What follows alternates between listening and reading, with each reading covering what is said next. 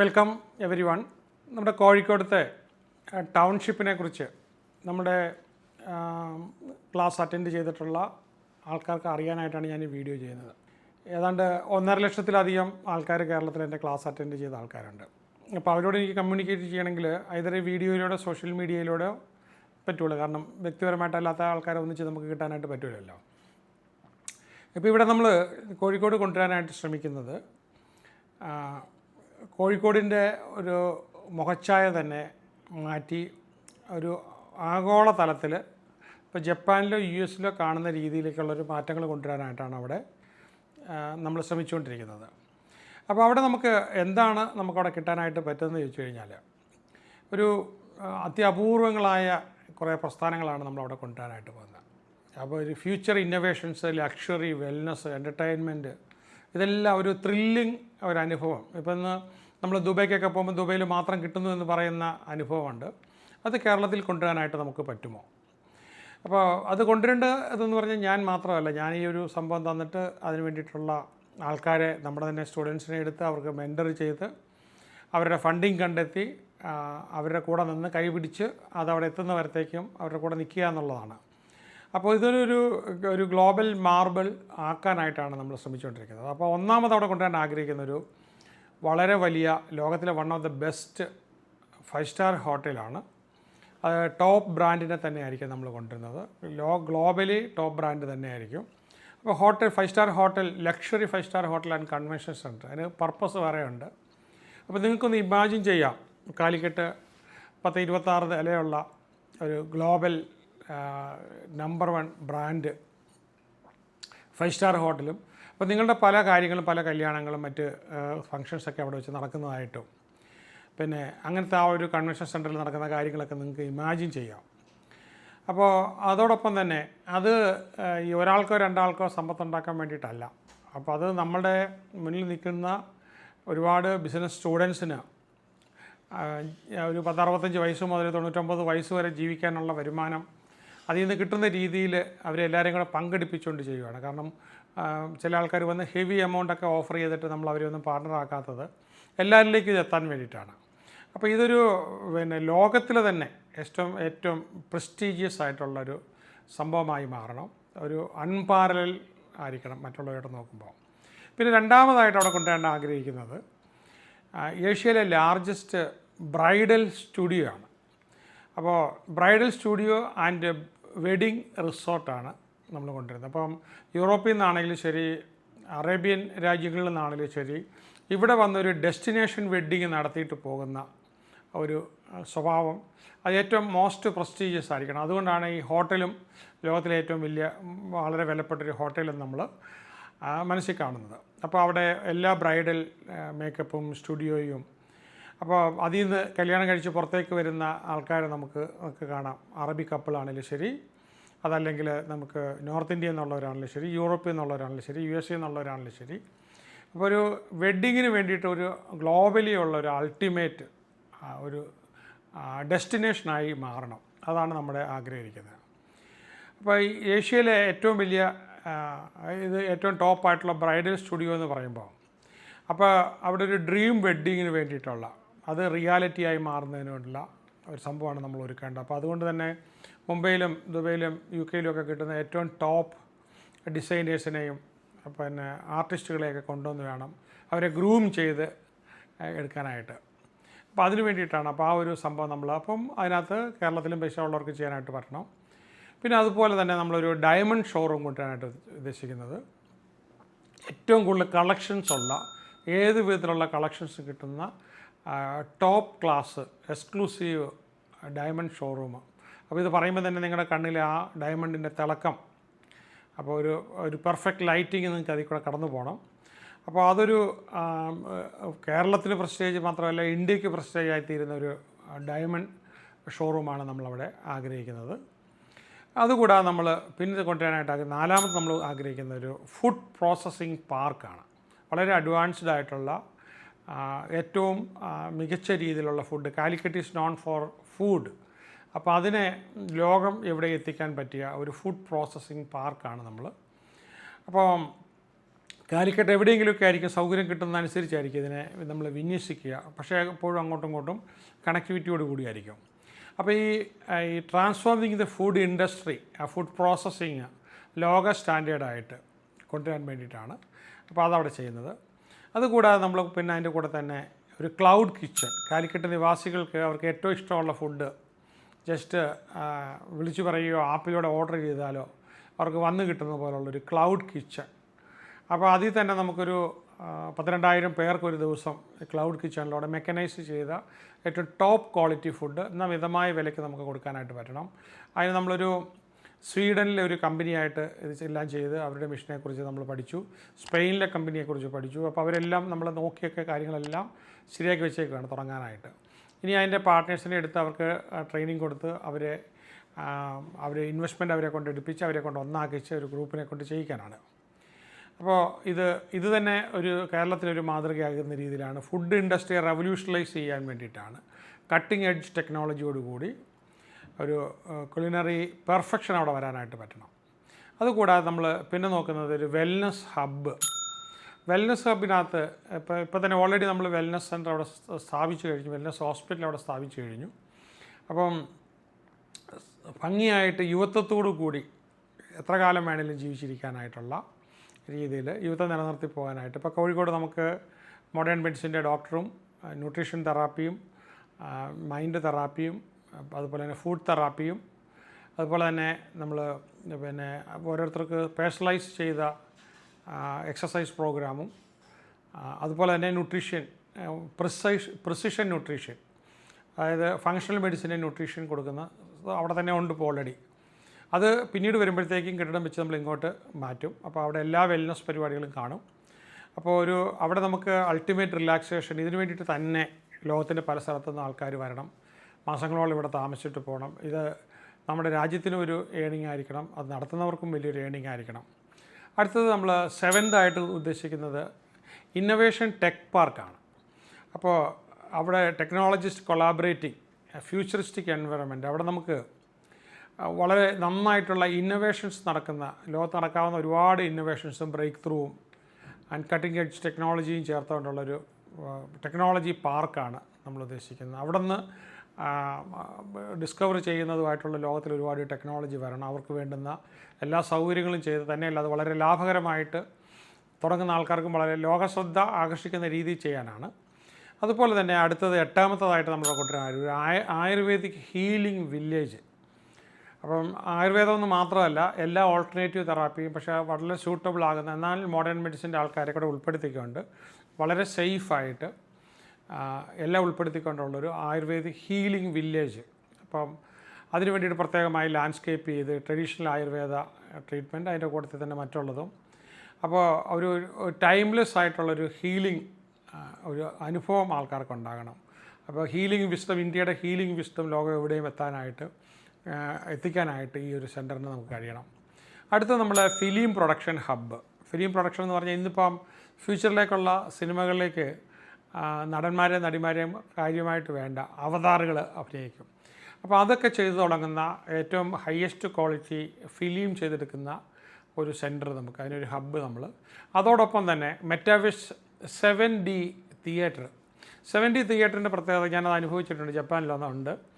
അപ്പോൾ നമ്മളത് കയറിയിരുന്ന് ബെൽറ്റൊക്കെ ഇട്ടിരുന്ന് കഴിയുമ്പോഴത്തേക്കും മുകൾ ഭാഗവും സ്ക്രീനായിരിക്കും, ഫ്ലോറും സ്ക്രീനായിരിക്കും, ഭിത്തിയും എന്ന് പറഞ്ഞാൽ നമ്മളൊരു ഗ്ലോബിനകത്തിരുന്നാൽ എങ്ങനെയാണ് കംപ്ലീറ്റ്ലി മൊത്തം സ്ക്രീനായി മാറുന്നത് പോലെ ഏതാനും സമയത്തിനകത്ത് തന്നെ നമ്മൾ ഈ മറ്റൊരു ലോകത്തേക്ക് നമ്മളെ കൊണ്ടുപോയ ഒരു ഫീലിംഗ് ഉണ്ടാകും.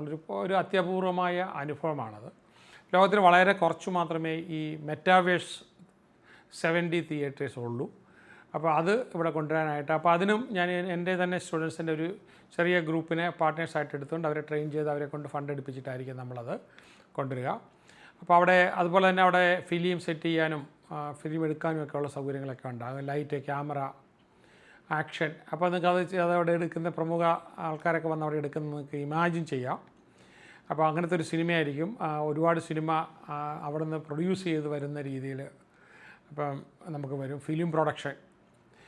ഇനി അതുകൂടാതെ നമ്മളൊരു infinity lounge and authentic cuisine restaurant. അത് ഏറ്റവും നമ്മൾ 26th ഫ്ലോറിൽ വല്ലതൊക്കെ ആയിരിക്കും, സ്കൈ ലൈൻ വ്യൂയോട് കൂടി വളരെ അത്യപൂർവങ്ങളായ ഡിഷസോട് കൂടി കൊടുക്കുന്ന രീതിയിൽ അവിടുത്തെ വന്നിരിക്കുന്ന ഒരു അനുഭവമായി.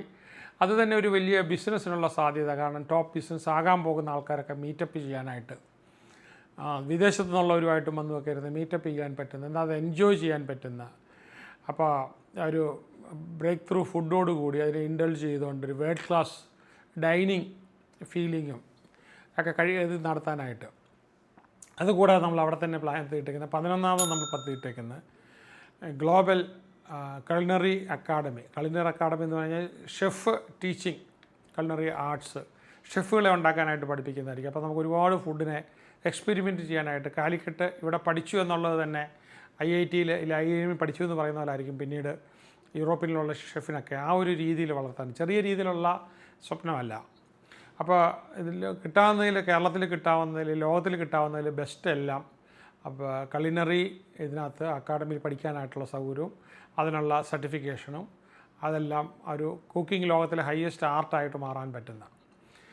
12ാമത് നമ്മൾ പദ്ധതി ഇട്ടിരിക്കുന്നത് സീനിയർ വെൽനസ് റിസോർട്ടാണ്. അപ്പോൾ ജീവിതകാലം മുഴുവൻ കഷ്ടപ്പെട്ടു ജോലി ചെയ്യുകയും ഒരുപാട് പൈസയൊക്കെ ഉണ്ടാക്കി ഇനി ജീവിതത്തിൻ്റെ അന്ത്യകാലത്ത് നോക്കാനൊന്നും ആരും ഇല്ലാതെ വരരുത്.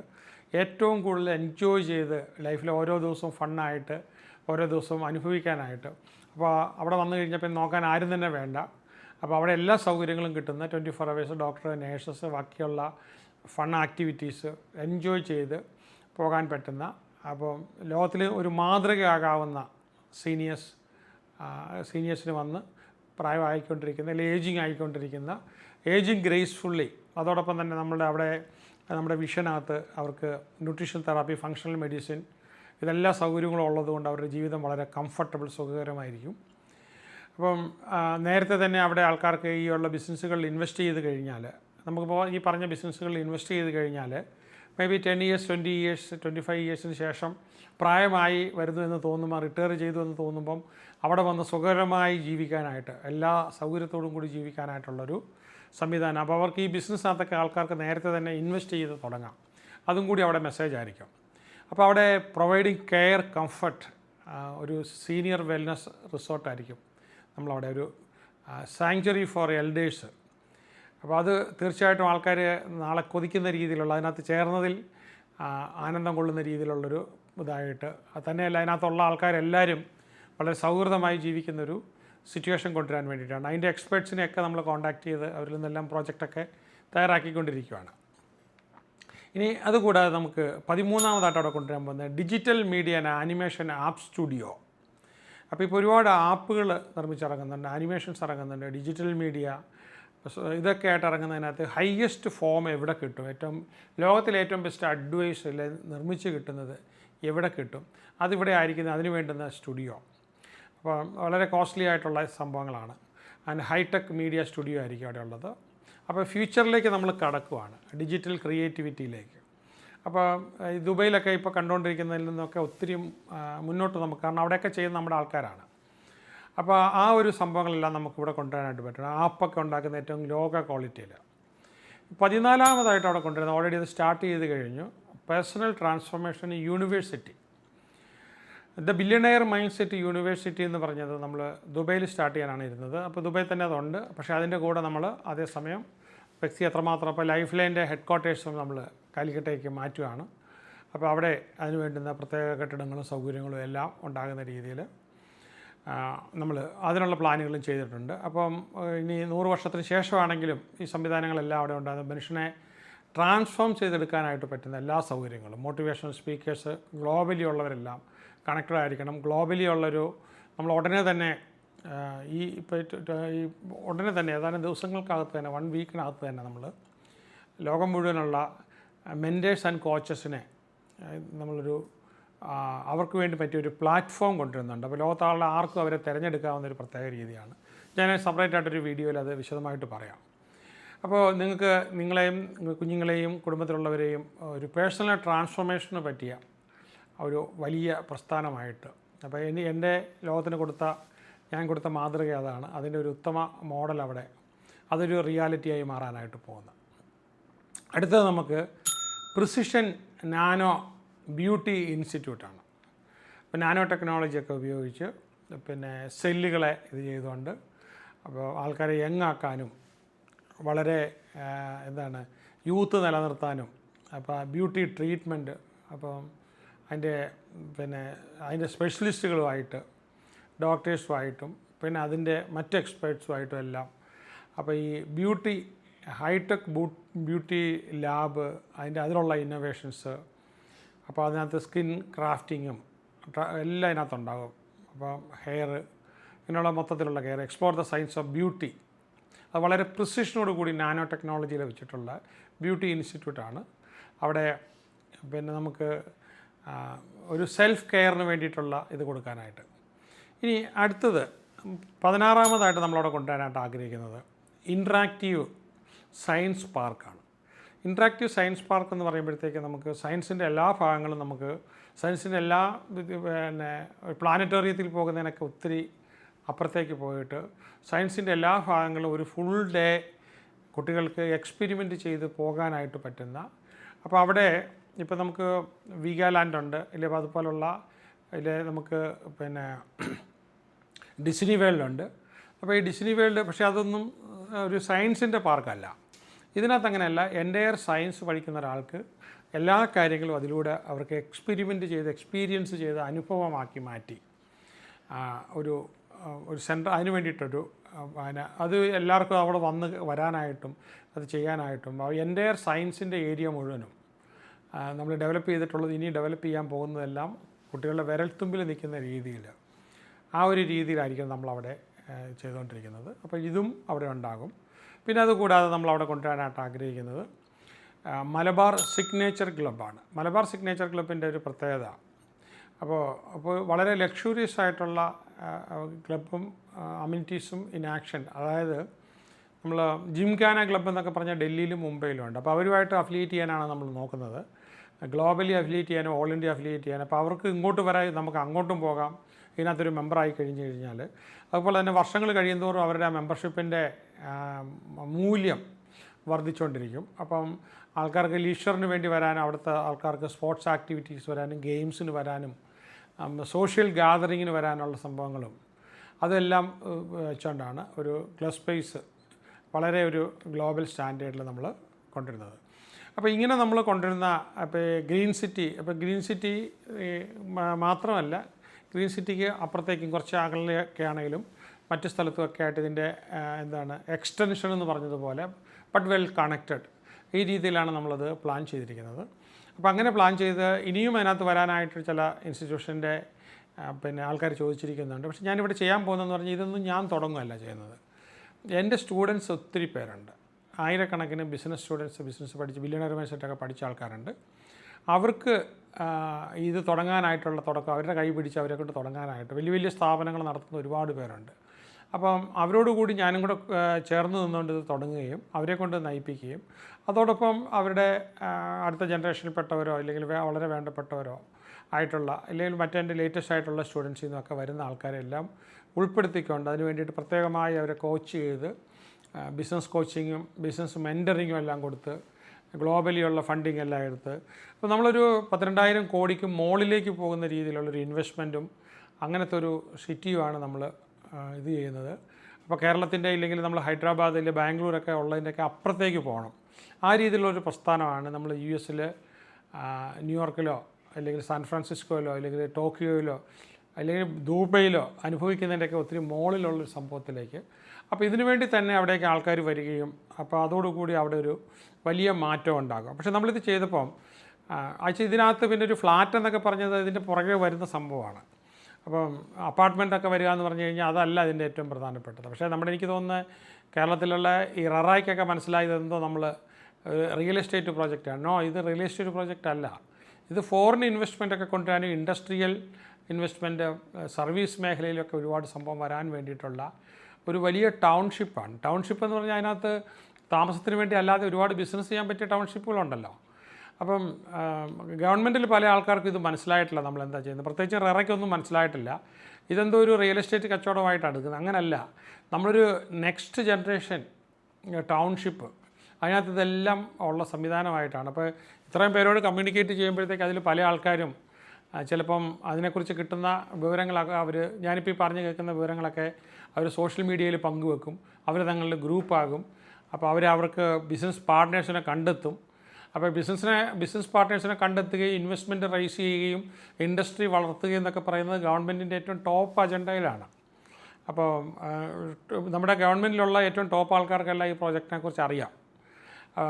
ഇപ്പോൾ ഞാൻ എക്സ്പ്ലെയിൻ ചെയ്തിട്ടുള്ളതാണ്. അപ്പോൾ അവരൊരു നല്ല രീതിയിലാണ് കണ്ടിട്ടുള്ളത്. പക്ഷേ ചില റെഗുലേറ്റേഴ്സ് കാണുന്നത് ഒരു റിയൽ എസ്റ്റേറ്റ് പ്രോജക്റ്റാണെന്ന്. അതിനകത്ത് താമസം വരുന്നൊരു ചെറിയ മൂലയ്ക്ക് മാത്രം വരുന്നൊരു സംഭവമാണ്. അല്ലെങ്കിൽ വില്ലാസ് എല്ലാ ആൾക്കാർ നേരത്തെ തന്നെ വാങ്ങിച്ചു. അപ്പോൾ അതിൻ്റെ സ്കോപ്പ് അവർക്കറിയാം. ഇതെല്ലാം നടക്കുമ്പോഴത്തേക്ക് അവിടെ ഏറ്റവും നല്ല ബ്യൂട്ടിഫുള്ളായിട്ട് എക്സ്ട്രാ ഓർഡിനറി വീട് പണിയാനാണ്, അതിമനോഹരമായ ഒരു സംഭവത്തിൽ അവർക്കൊരു വീട് റിസർവ് ചെയ്യാൻ ആഗ്രഹിച്ച് അവർ നേരത്തെ വാങ്ങിച്ചവരാണ്. അപ്പോൾ അതെല്ലാം കഴിഞ്ഞു. അവിടെ നമുക്ക് നത്തിങ് ടു സെൽ നൗ, ഒന്നും തന്നെ വിൽക്കാനില്ല. ഇപ്പോൾ ഫ്ലാറ്റുകളൊക്കെ നമ്മൾ വിൽക്കണമെന്നുണ്ടെങ്കിൽ ഇതിൻ്റെ ബാക്കി ഇനി ഒരുപാട് ഈ പറഞ്ഞ നമുക്ക് എൻവയറമെൻറ്റ് ആൻഡ് ഫോറസ്റ്റ് ഡിപ്പാർട്ട്മെൻറ്റിൻ്റെ ക്ലിയറൻസ് ഒക്കെ എടുക്കാനുണ്ട്. ക്ലിയറൻസ് ഒക്കെ എടുത്ത് മിനിസ്ട്രി ഓഫ് എൻവയറമെൻറ്റ് ആൻഡ് ഫോറസ്റ്റിൻ്റെ ക്ലിയറൻസ് ഒക്കെ എടുത്ത്, അപ്പോൾ അത് തന്നെ എനിക്ക് തോന്നുന്നു 8-10 മാസത്തോളം വെയിറ്റിംഗ് ഉണ്ട്. എന്തുകൊണ്ടാണ് ദുബൈയിലേക്ക് ഒരുപാട് പേര് വരുന്നത്? ലോകത്തു നിന്നെല്ലാം ആൾക്കാർ ഇങ്ങോട്ട് ദുബൈയിലേക്ക് കയറി വരുന്നത് ഇത്രയും ചൂടുണ്ടാഞ്ഞിട്ടും ഇത്രയും സംവിധാനങ്ങളൊക്കെ ആയിട്ട് പോലും ആൾക്കാരെല്ലാം കയറി വരുന്നതിൻ്റെ കാരണം എന്താ? അവിടെ ലൈഫുണ്ട്. ഓരോ ദിവസവും അവിടെ പോകുമ്പോഴത്തേക്ക് നമ്മൾ അറിയാനായിട്ട് പറ്റിയ ഒരുപാട് കാര്യങ്ങളുണ്ട്. അപ്പോൾ ഇവിടെ നമുക്ക് കേരളത്തിൽ പണം ഉണ്ടാക്കിയാലും ചിലവാക്കാനുള്ള ഓപ്പർച്യൂണിറ്റിയിൽ എൻജോയ് ചെയ്യാൻ പറ്റില്ല. അപ്പോൾ ദുബൈയിലുള്ള ആൾക്കാർ അനുഭവിക്കുന്നതിൻ്റെ ഒരു 10-1 പോലും നമുക്ക് കേരളത്തിൽ പണം ഉണ്ടെങ്കിൽ പോലും അനുഭവിക്കാനുള്ള സാഹചര്യമില്ല. ഈ സംഭവം ഒന്ന് മാറിക്കിട്ടാൻ വേണ്ടിയിട്ടാണ് ഈ മേഖലയിൽ ഒരുപാട് വർഷങ്ങൾ പഠിപ്പിച്ച ഞാൻ ഈ സംഭവങ്ങൾ വളരെ ചൂസിയായിട്ട്, ഒരുപാട് റീസെർച്ചിന് ശേഷമാണ് വളരെ ചൂസിയായിട്ട് ഈ പ്രസ്ഥാനങ്ങൾ എടുത്തിട്ട് നമ്മൾ ചെയ്യാനായിട്ട്. തന്നെയല്ല, അതെല്ലാം പോകുന്നത് ഞാൻ പറഞ്ഞില്ലേ, 100-300 പേര് വരുന്നവർ അവരുടെ ഒരു 65 വയസ്സ് മുതൽ 99 വയസ്സ് വരെ അവർക്ക് സൂക്ഷ്മമായി ജീവിക്കാൻ പറ്റുകയും അതോടൊപ്പം തന്നെ നല്ല പ്രോഫിറ്റബിലിറ്റിയും അതോടൊപ്പം വളരെ എത്തിക്കൽ സ്റ്റാൻഡേർഡ് കൂടി തന്നെ നന്മയുള്ള പണം സൃഷ്ടിക്കാനായിട്ടുള്ളൊരു കൂട്ടായ്മയാണ്. അതായത് എനിക്ക് പണം ഉണ്ടാക്കാനോ അല്ലെങ്കിൽ നമ്മുടെ കൂടെ വരുന്ന ഒരു 8-10 പേർക്ക് പണം ഉണ്ടാക്കാനോ അല്ല. ഇതൊരു മാതൃകയാണ്, ഒരു കമ്മ്യൂണിറ്റി പ്രോജക്റ്റാണ്. ഓക്കെ, അപ്പോൾ അത് മനസ്സിലാക്കിക്കൊണ്ട് ബാക്കിയുള്ളവർ ചെയ്യുക. നിങ്ങൾ സ്വപ്നം കാണുക. നിങ്ങളുടെ സ്വപ്നം ഉറപ്പായിട്ടും 100% സാക്ഷാത്കരിക്കും. നിങ്ങൾ കാണുന്നത് തന്നെ സംഭവിച്ചിരിക്കും. നമുക്ക് ഒരുമിച്ച് മുന്നോട്ട് പോകാം. നിങ്ങൾ തയ്യാറായിക്കൊണ്ടിരിക്കുക. ബാക്കിയും റിസർച്ച് ചെയ്ത് ഇപ്പോൾ ഈ പറഞ്ഞ കാര്യങ്ങളെക്കുറിച്ച് കൂടുതൽ റിസർച്ച് ചെയ്ത് ഈ ഞാൻ പറഞ്ഞതിൽ നിന്ന് മുകളിലേക്ക് മാത്രം കൊണ്ടുപോകുക. അടുത്ത ലെവലിലേക്ക് നമുക്കിത് കൊണ്ടുപോയിട്ട് ഫ്യൂച്ചർ ജനറേഷന് നമ്മളിങ്ങനെ ഈ ദുബൈ കഴിഞ്ഞൊക്കെ ഒരു വലിയ സംഭവം നമുക്ക് കോഴിക്കോട് സമ്മാനിക്കാനായിട്ട് പറ്റണം. All the best.